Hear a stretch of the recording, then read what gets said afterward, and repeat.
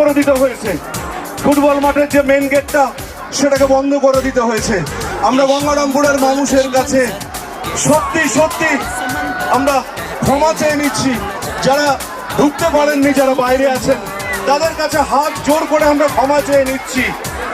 আমরা ক্ষমা প্রার্থী আপনাদের কাছে যে এখানে আর তিল ধারণের জায়গা নেই, গোটা ফুটবল ময়দানে আর তিল ধারণের জায়গা নেই।